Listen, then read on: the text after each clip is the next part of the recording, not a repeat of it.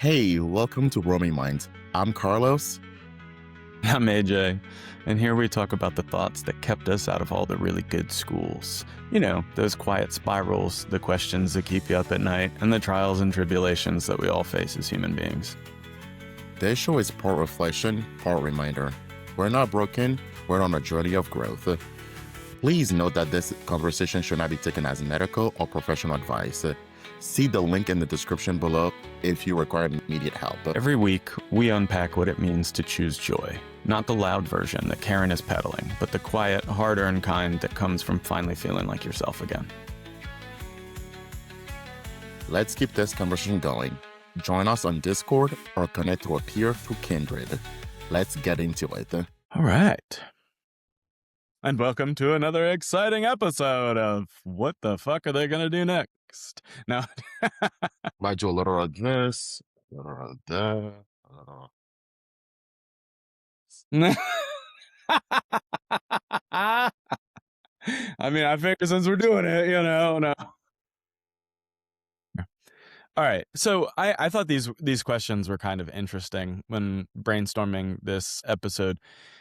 Have you ever walked into a room and felt tense without knowing why? I don't know about you, but I certainly have. And we don't have to get too deep into it because I want to save that for the next piece. But Yes, and no. okay. Well, I'll throw out some examples soon. Why do some places feel calming while others feel draining? I don't know about you, but there are definitely places that I've walked into and just immediately felt peaceful. Typically, there are very I don't want to say sacred spaces because I don't know that I necessarily want to get religious at the moment, but the spaces were set up very, very intentionally to create that peaceful experience. Yeah. And then how can your mood shift before a single word is spoken? Which really ties in with all of the others. It's really not its own thing because, again, if you've ever walked into the room and just immediately tensed up and weren't paying any attention, maybe not without knowing why isn't the best. Yeah, because Yeah, because think sometimes a lot of the time I know why. a lot of time you have an idea why you. Mhm. So sometimes you may not understand all the physio responses that comes with it, but I think a good, I wouldn't say always, because sometimes typically when I don't know something, it kind of hits me while I'm already in the moment. It's not because if I go into a space and I get tensed up, already my I have good intuition. I already have some idea as to why I am feeling apprehensive about said space. I think usually when I don't know something, is I start off good, and then all of a sudden this weird switch, and that's when I can quite comprehend why the shift is. Because I'm like, I was fine a minute ago, now I don't feel good. What's going on? Yeah, and it doesn't. Again, it doesn't have to be like that. Not everybody is Yes. so in tune. So I want to make the distinction that you can know why, but you also don't necessarily have to. It can happen at times. And so things about that, no, I don't like that. That was terrible. What I want to think about is I don't know if I love this term, but we'll go with it, is emotional climate. And really all we're talking about is just the background emotional tone of that environment. And really what we're kind of focusing on today is the fact that you notice that emotional tone, your nervous system notices it long before you actually do anything inside of that environment. And so this is why I said, here's your example. You ever walked into a wake or a funeral?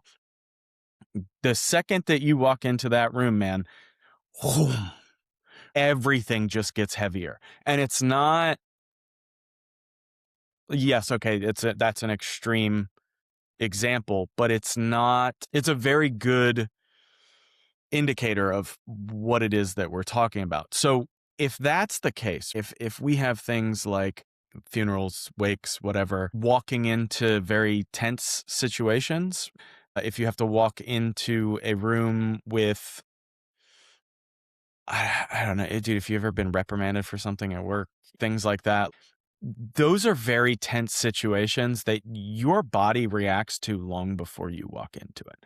Okay. Your jaw clenches up, your chest tightens without you even realizing it. Your breathing becomes more shallow. A lot of physiological things happen before you even get the chance to recognize, oh shit, this is a problem. So when we think about that, like what we really want to understand is it only the situation that creates that emotional climate? And my understanding is I would say no, because arrangements of rooms will lead to that. I mean, we've talked about those kinds Mm-hmm. of things, just the way that a room is laid out, the lighting inside of it, the different sensory information that you're getting is also going to play into that. I don't I don't think at least for me, dude, I never even paid attention to it until I started getting older. I would just walk into any situation like a fucking dipshit and just be like, all right, we got this. I did not have it.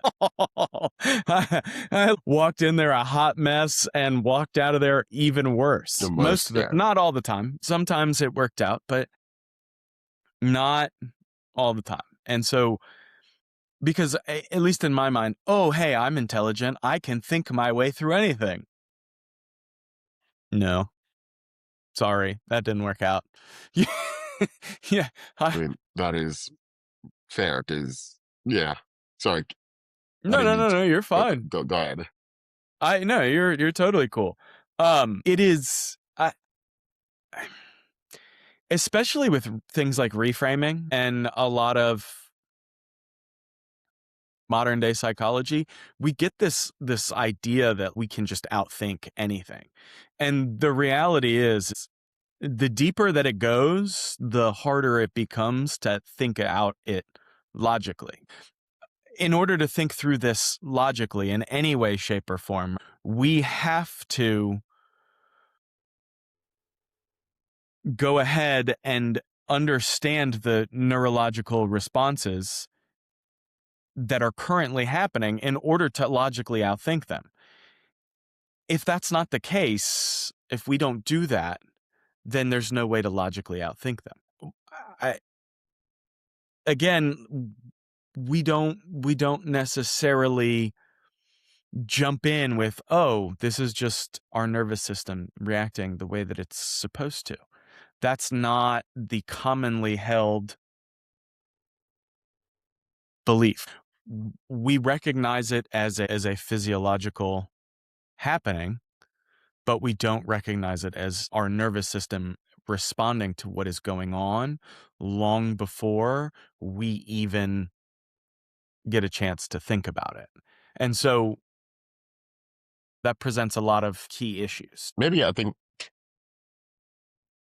because it might just be a weird bias thing where I understand all the aspect of all the physiological changes that come with whether you're like when you're nervous, like when your sympathetic nervous system takes over, and then like and then what is supposed to feel like with your parasympathetic when you're at rest. But I think maybe that's where because I think maybe it might be because I'm by no means I'm an expert in said field, but because I have maybe more knowledge than the average person, if you when you say that, I'm like, is that really true? But I think it might just be I'm in a specific precarious situation where maybe I just understand that thing more. That my not that I can't relate, but I don't know what word I'm looking for. So I think what's happening is I'm talking about it at more of a high level and you're thinking about it at more of a detailed level. Because I think Yeah, what we're talking about is the exact same thing. You're talking about sympathetic versus parasympathetic. These are things that are happening within our nervous system, correct? That nervous system is what is sending the signals out to our body to go ahead and react the way that it does. And all I'm saying is those signals, everything that is happening happens and occurs before we are aware of it. And it yes, occurred. yes. That's all I'm trying to get at here. Okay. I'm definitely not trying to combat modern biology here in any way, shape, or form. But it's very important to understand that it comes before, because if we don't understand that it comes before, then there's no way to you can regulate it after the fact, but it is more difficult. It takes more time. And if you're somebody like me, like regulating inside of the scenario is infinitely more difficult than regulating outside of it. So Yeah. typically, if I walk into that situation and I'm not ready to go mentally or whatever, I'm not fully I don't want to how do I want to say that?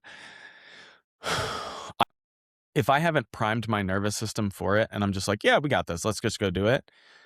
And then I hit any sort of snag that I wasn't expecting. Personally, I have to wait until I get out of there in order to go ahead and process exactly what was happening. So it is imperative for me to make sure that before I walk into those situations, I am priming myself. So the perfect one that I will give you is public speaking. Okay. I don't think anybody really is like, yeah, public speaking, that shit's great. Maybe the people who do it professionally, but even Yeah, then, but just I highly doubt that that's where they started. you are right. Absolutely. I don't think anybody is inherently born being comfortable with public speaking. Hmm. Then public speaking, I think when we say that is to a large crowd, not to a 5 or 6 people like in your house or people you are comfortable with. It is public speaking, but it's a different type of public speaking versus speaking to an audience of unknowns. Right. I mean, I'm talking about getting in front of 30, 40 people that you've never met before and talking about concepts that maybe you don't fully understand or whatever. And so I will tell you, I really started doing it heavily in grad school because I had to do a lot of presentations. I had to do thesis defense, all that kind of stuff. And this simple act of doing box breathing before getting up changed the way that I interacted and how I spoke significantly. Before, I always felt like I would get up there and I would constantly have to explain everything because I wanted to make sure that I didn't leave any stone unturned. And after that, once I started priming, and this is like a weak example of emotional climate, but I'm using this more as an example of mental priming before, or nervous system priming. Let's go with that one instead, over a better example of emotional climate. Dude, I would get up in grad school and I would kill presentations because I was able to read the audience and pay attention to what was going on. I was able to see things in a different way other than what I had previously experienced. Yeah, that makes sense. And so those are big problems because I can be on edge walking into a situation before I even realize it. And it could just be, hey, man, I had an experience 15 years ago and I'm walking by something that triggered the same pattern of neurons to fire that said, hey, this could be dangerous. Lock up. That's how low level that it can be. On a very deep level, the certain arrangement of an environment as I'm walking to go towards I could be going to one of my favorite activities. And if I walk through some situation, like I'll just think of an example because I don't like dogs. Nothing personal against dogs. I can assure you, I hate all animals equally. To me, they're unpredictable and I don't. That's just a problem. So if I'm going to, let's go say I'm going to go, I use the music example because that's, what I've been talking about the most. If I'm going to go play music and then I'm walking through this neighborhood and there's 15 barking dogs, I'm not going to be aware of the fact that I've necessarily tightened up significantly, but it's still going to happen because of past experiences, because of this. And again, okay, dogs are a very broad example. It can be much more subtle. It can be the arrangement of the environment with which I'm walking through. There are so many different factors that all contribute to that field. Yeah. And that is wherein lies the biggest problem.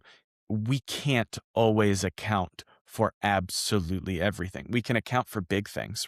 I know that if I'm walking into a public speaking engagement, I can go ahead and prime myself and breathe and, okay, we're going to be okay. But I can't always prime myself for things that I don't know that are going to happen. And then on top of that, in addition to just what I don't know is going to happen, what I know is going to happen is going to be just as important, because if I walk into this situation and I've been doing it every single day, and every single day it's providing me with the same bit of information, I'm still responding in the same way. And then it becomes even more difficult to try and break that habit, because I have to become aware of it. And so this is one of those things of telling somebody to just get over it or just will your way out of these things. It doesn't always work that way, because how is it that I can just get over something that I have absolutely zero awareness of? It's a big yikes. Yeah. And whether we want to admit it or not, biologically, we are wired for safety.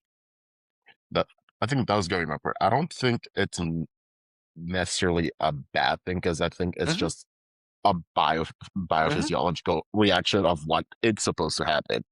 It's something that's how the body is made, and it's another.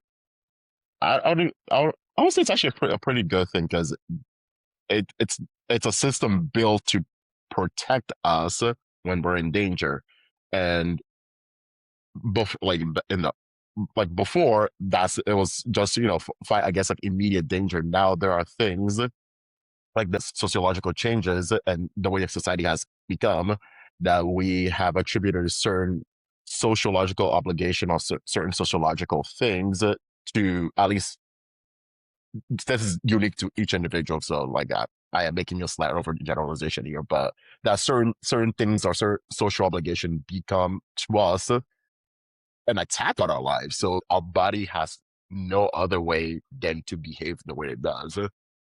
Yeah, I'm not telling you that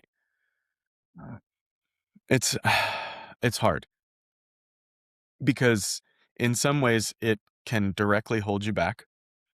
And in other ways, these are things that you want to have happen. Now, the biggest problem is that, especially if you've ever experienced any sort of early childhood trauma in any capacity, your body is infinitely more likely to respond in a fear-based way.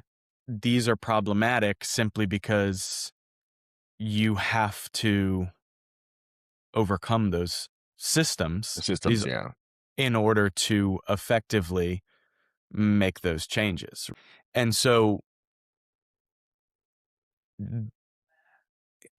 yes, it's important. And no, it's not necessarily a problem, but it can become a problem. Does that make more sense? And Yeah. that's what we kind of want to be wary of. So when we think about these things that attribute to your environment, we are thinking about things like noise, lighting, can be visual clutter, whatever that means to you. Different people can handle different layers of it. I can't take much of it. How fast everything is going on around you, if it's urgent, if it's non-urgent. Social dynamics. We touched a little bit on those. We touched on things like funerals and reprimands, things like that. The one that we didn't touch on at all, though, is digital spaces and being constantly available. Digital spaces are very, very important because they're becoming more and more ingrained inside of our lives. And we always think about the external world, but very rarely do we think about the digital spaces with which we occupy. In terms of things like social media, not to shit on social media like we always do, but if you know a space can be threatening and you know it can be alarming, your body's going to turn on those physiological systems, whether you know it or not. So if you've ever been bullied inside of a digital space, that can be problematic whenever you go to use social. And the goal is to try and pay attention to what our body is doing in these more high demand spaces. The specific environment with which you are in can either push you towards putting you at ease and adopting regulation, or adopting dysregulation and adopting more tension and more issues. And it goes a little bit back to what we were talking about last week with that cognitive stack. Yes, you have responsibilities, but the environment also puts a load on if I'm only interacting with high stress environments, work, stressful home life, stressful this, stressful that, that gets added on top of that stack in addition to all of the responsibilities that you have, thus compounding the number of stressors that we can actually experience in any sort of given day, which is problematic to say the least. I can be in a completely calm, quiet environment and still be losing my fucking mind. Yeah. I know when I was in high school, I was one of those people that got sent to those wilderness programs. And I'm in the middle of the woods with nobody around me. There's absolutely no sound, no nothing, no whatever. And I was losing my marbles, dude. Partially coming off of drugs, partially dealing with all sorts of other things. But it doesn't do anything for us if we can't identify and make those things accurate. And so we have a tendency, and again, this will kind of tie everything in with blaming ourselves. And I feel like I've done it throughout this a little bit, but go for it. I was gonna say you. I don't know. Maybe you misspoke, but you said what's it called? Being able to recognize when you're in such spaces. And I was gonna push back a little, and I was going to say you. I think it might be coming at least for like for the two of us being able to recognize. But I was gonna say overall, I think being not being able to recognize said thing is also okay. Like not being able to that's why I just wanted to, because I was like, I don't Yeah. know if you misspoke earlier, because I was gonna say, because this is a complex, Hmm. how let the body react, because sometimes you might not even be able to attribute all those like the symptoms and all the things that you're feeling to like as being an issue, because whenever you go into any situation, there is a level of anxiety and a level of apprehension. There's always going to be some level of thing which is normal. So I don't want also to miscategorize some level of nervousness or excitement, because those two can also be intertwined as well Right. as No. as that as well, because it is a fine line. And because also you also don't want to also over clinically analyzing behavior and things around you, because then what that does is you end up going down a whole slew of issues that actually do not exist, or you end up creating slews of issues that did not exist before. Now you have put yourself in a situation now that they do exist. So there is a fine line of trying to understand this, and it's okay if you don't understand it. Trying to be in the moment and trying to counteract those um, problems as they face, and just finding tactics to kind of calm yourself down, or whatever it is, whatever you're going through, is what I think the crux of this conversation, if I'm mistaken, is leading to. Yes. No, no, no, no. You're exactly right. That's really where we're coming from, or coming to, is these things happen in spite of. These are biological processes. It's not something that you can just will away. It's not something that you can just say, oh, well, forget it. But the problem is we just go ahead and we try to, let me rephrase that. We don't try to. We go ahead and accept responsibility for them, even though we really have no control over them. Yeah. Again, there are things that we can do to mitigate them, but that's it's not your fault that somebody arranged their space in a way that is triggering for you. And it's not their fault either. They couldn't fucking know that. They've just arranged their space in a way that I that is familiar to them, because the brain does not go with what is best for us. It goes with what is most familiar. So my office could look triggering to somebody who walks in, but it could be not triggering for me. It also Yeah. could be triggering for me. It No, doesn't have to well, be.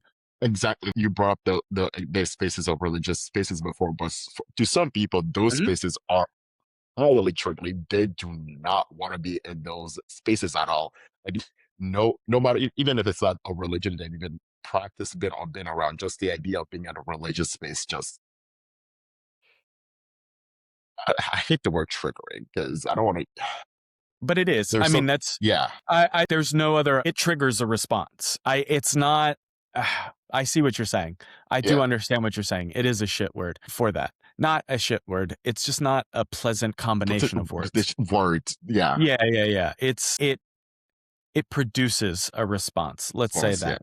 You're entirely accurate. But if I'm not aware of it and I walk into somebody's office and I'm like, "Oh God, this is weird." And maybe I don't recognize that fully, but again, my body does, and I clench up and I do whatever. And I'm like, "Huh, I'm just anxious for some reason. I don't know. God only knows why. I'm sure my anxiety is heightened by that point because my body is now tensed up. My breathing has become more shallow, all of those kinds of things. Given that we are mm, primarily self-centered creatures, we don't necessarily pay attention or say it must be the space that I'm in. It has nothing to do with that. It's always, oh, what can I do to make myself feel better? Or because we're constantly going to be looking for that solution. This is kind of what uh, our current trajectory of research is leaning towards, is just here, let's just start pumping out solutions for people. Let's just start optimizing. Let's just start doing. And so it forces us to be like, well, where's the solution here? What is my problem that I have control over that I can fix? I mean, it was an emerging concept when I was coming out of high school. It was becoming a popular concept. Let me not say emerging, because I forget when AA was created, but in the 20s or 30s, some shit like that. I want to say, and that stupid, not stupid. I gotta stop saying shit like that. And That I don't think what the word you're looking for is created either, but maybe brought to popularization or yeah, conceived of. yeah, yeah, yeah. It really started becoming popular after, well, after I got out of high school. But that whole thing of accepting the things that you can't change, or the courage to change the things that you can. Okay, that's great, but you can't change the environment, and you have to be aware of it in order to know that you can't change the environment. But I think this goes back to the point I was making earlier. You maybe like, for all you know, it might be a perfume scent, and you Mm-hmm. just cannot place Mm-hmm. why. And you may not even be able to realize that it was a specific cologne or something that somebody's wearing. So as a creature, we need, like, as a person that we like strict ideals, we need to find somewhere, like, or something in order to kind of rationalize that behavior. Because you can't sit there and be like, oh, when I was 5 years old, my babysitter wore this. Because who remembers that, like, that stuff? No My one. babysitter wore this exact perfume, and that night this something, so a malign event that you don't even conceive of as being such a drastic problem in your life Yep.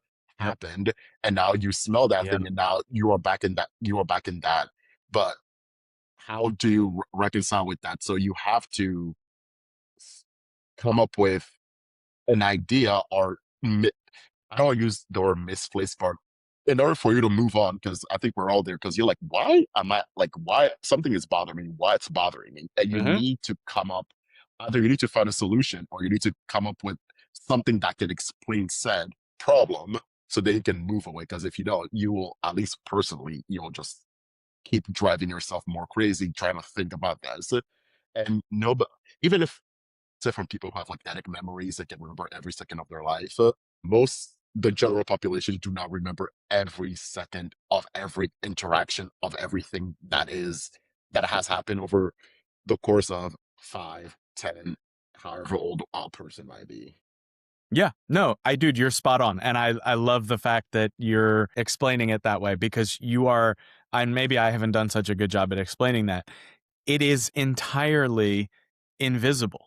Most of the things that act upon us at those moments in time, we don't see.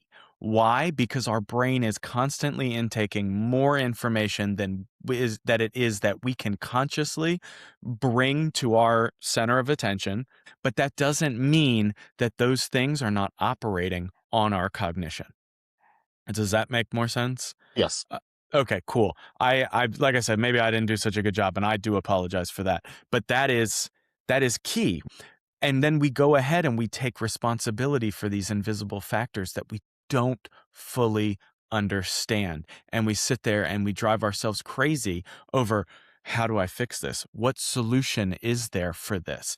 And sometimes the solution is this big, but we end up making a solution this big that doesn't work because we didn't address the this big solution in there.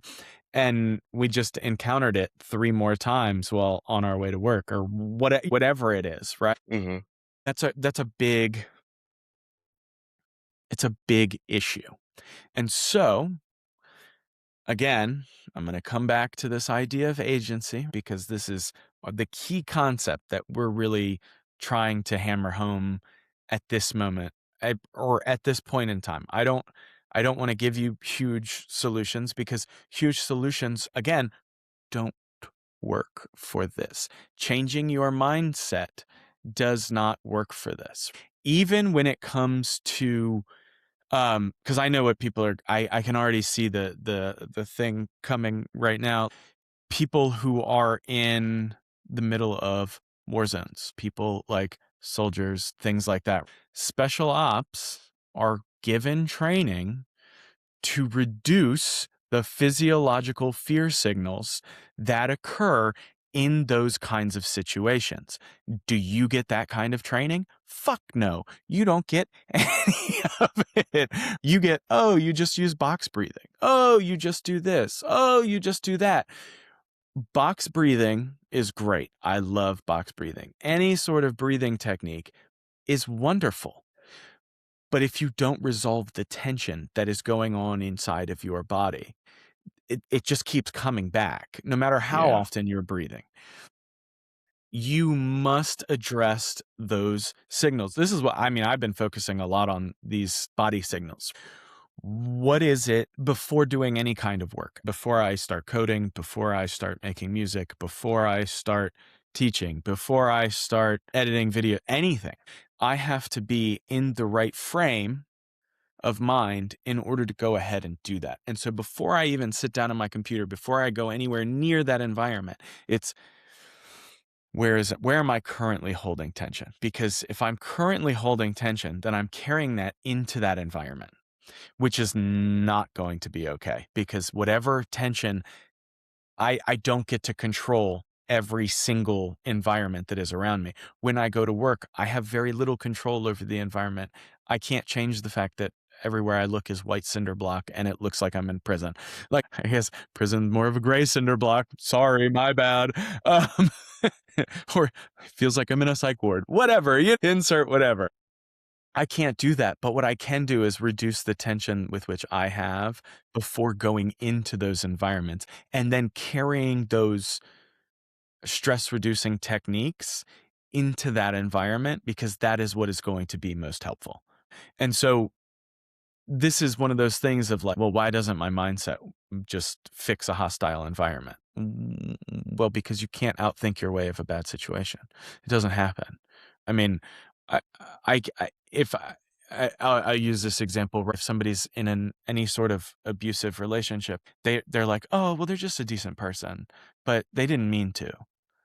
That's logic, but it doesn't think your way out of getting your ass beat. This No, shit's fucked up. I'm not trying to make light of no, what no. I people think go through, but no, I think your point is you can easily rationalize a bad situation. Like it's like people, we all do it to a certain degree. Like we all are in certain situations. yeah. Some obviously worse than other, but Mhm. we in order to for survival, you can easily rationalize said environment or set like or somebody's bad behavior towards you or whatever the situation may be easily that even when it's pointed out to you or even when and if it was a similar situation was happening to somebody else you will be able to point out the fault but so because you are actively involved in such situation there's I don't know if there's it's a cognitive dissonance but you do not see it for yourself you see it for others you understand it for others but for somehow for yourself you don't see it. And so this is I'll give a better example, not a better, but at least another one. I use that example of special forces. Not all people who are in special forces can react in the moment the way that they need to using the tools that they've been given. And they've been given all the tools at our current disposal to be able to handle those kinds of situations. People will still falter, people will still make mistakes. This is not an easy concept to overcome tomorrow. And so Absolutely. this is why having that agency is super important. It is understanding that in terms of what the agency looks like. It's not putting in more effort. It's not sitting there and making things happen. It is going in and exposing ourselves to these things. It is designing the spaces that we have control over intentionally so that we have that relax, that calm down. And it's not just what we think we like, because even what we think we like can just be familiar and not have that effect. This helps, again, just bringing it back to last episode with that cognitive stack, right? You still have the responsibilities, but the extra environmental pieces knock those down a couple of layers and we don't have to worry about it as much. It helps. And so, in order to do this, we have some reflection prompts. And I think that this is going to be key at just asking yourself before some of these situations. Um, And this is a good question, but it's also kind of, I would like to tweak it to make it more regular. Where does your body tense automatically?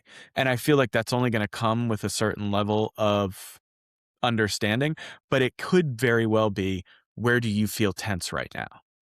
Where are you holding on to tension? I know I did that shit before we started this, just because it helped. Which environments drain you without any obvious reason?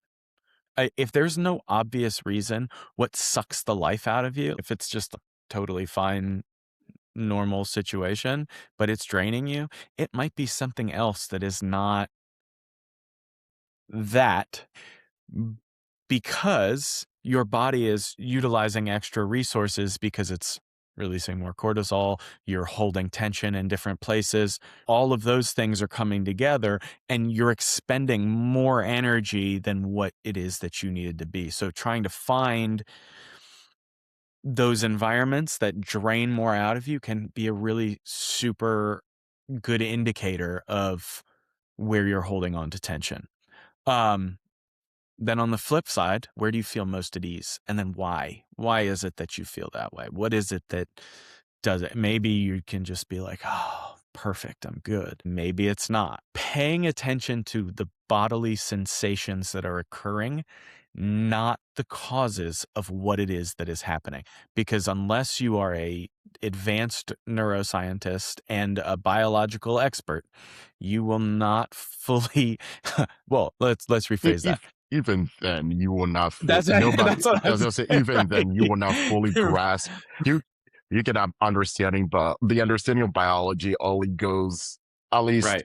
some physiological aspect of like the nervous system only goes to a certain point, because there is still a vast amount of things that frankly we don't know how to do. I can give you an example. I was in my pharmacology class and we were studying about one of the drugs for anxiety. And the professor was like, we don't know how this shit works. We just know that it works. Do we know how, by what pathway or mechanism this works? Right. Nope. Yeah. And that should just give you an idea. We know that Yeah. somehow this medication and some aspect of this medication works, but we generally don't know why receptors or how a mechanism by which it Hmm. works. It just works. That's all we figured out. Yeah. It really is. That's why I mean, give yourself a break. It's okay. Don't take on any more responsibility than you have to, other than paying attention to how your body feels moment to moment.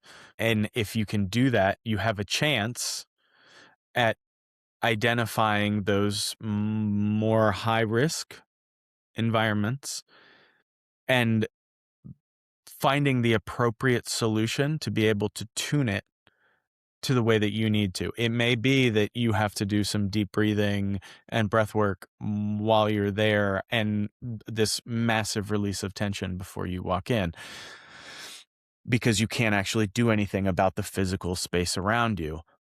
But it may not be the case. You may have more control over that environment, and you may be able to do the things that will assist you in that endeavor. And so what I really want people to understand, I guess the key takeaway is that your nervous system is constantly reading the room. Always. Every last bit and detail it is intaking and paying attention to, whether you want it to or not. Give yourself a fucking break. It's okay. We will, again, we're going to get much more into it, how to develop those interventions eventually. But right now, we really just want you to understand, this is not a you problem. It is on you to solve the problem, right? And that's where that agency comes in. We have not introduced full-blown solutions yet. We are treating it like an emergent property. We are building our understanding not in the hopes, building that understanding so that we can go ahead and develop those interventions that are necessary to be able to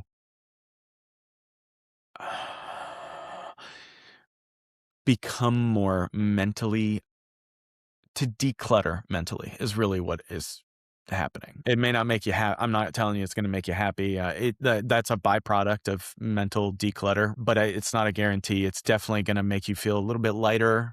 To me, that's a little bit more joyful. Thanks for listening, everybody. Carlos and I greatly appreciate it. Comment something that resonated with you. We are here for support, feedback, or anything else that you want to share. Join us on the Kindred app, the perfect space to keep unpacking what came up during the episode. Get live, peer-to-peer support from people who share experiences. Kindred is built for those moments that no one else sees. Take this one step deeper by reviewing today's reflection prompt in the show notes. Please don't forget to subscribe, like this video, and tune in next week for a new episode. Until next time, choose joy.